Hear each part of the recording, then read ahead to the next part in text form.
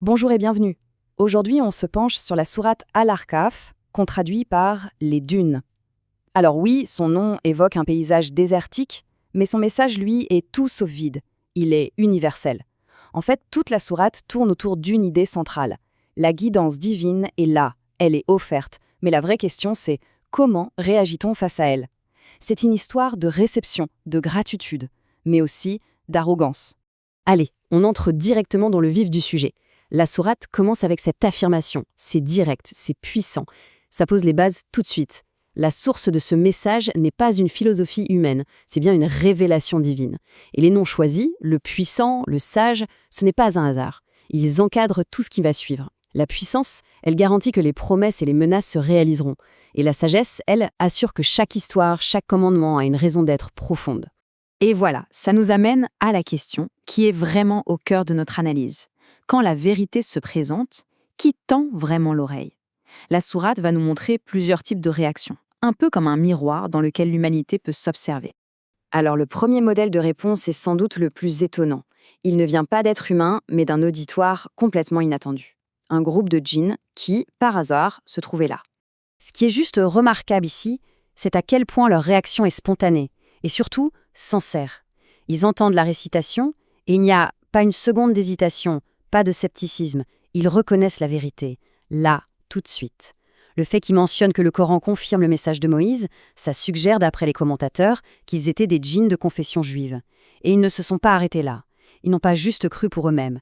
Ils ont immédiatement compris leur responsabilité et sont retournés auprès des leurs pour les avertir. C'est l'exemple parfait d'une réceptivité humble.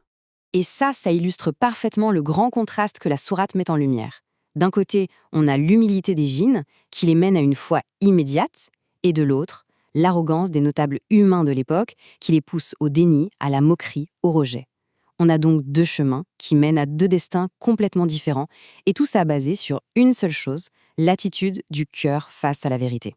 Bon, après avoir vu la réaction à la guidance divine, la sourate change de registre et nous parle d'un test de gratitude beaucoup plus terrestre, plus intime, notre dette envers nos parents et plus particulièrement envers la mère. Le Coran ne dit pas juste « soyez bons envers vos parents ». Il rend cet ordre très concret en nous détaillant les sacrifices spécifiques de la mère. Le fait de porter l'enfant dans la difficulté, l'accouchement dans la difficulté, puis toute la période de gestation et de sevrage qui, au total, dure 30 mois. L'idée, c'est de nous forcer à visualiser, à reconnaître cet immense effort physique et émotionnel qui est à la base de ce lien si particulier. Et la bonne réaction face à cette prise de conscience, c'est la gratitude. Une gratitude qui s'exprime dans cette magnifique prière. L'enfant juste ne se contente pas de remercier ses parents.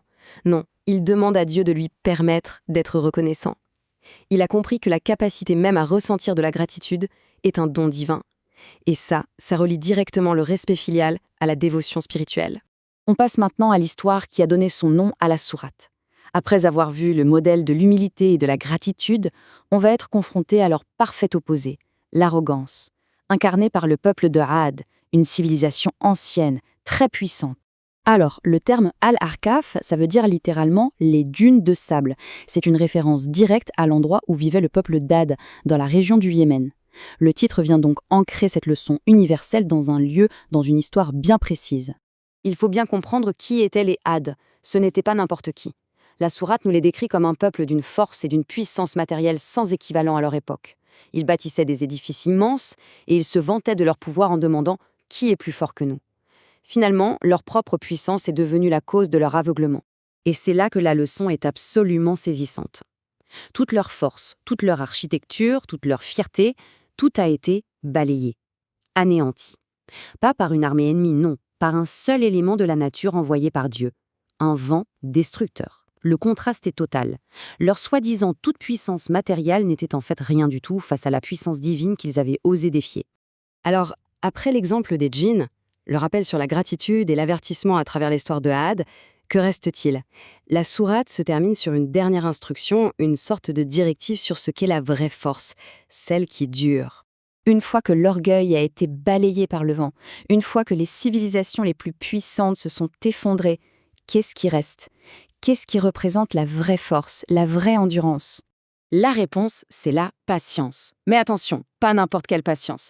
Il s'agit de celle des messagers doués de fermeté. C'est une patience active, résiliente, pleine de conviction.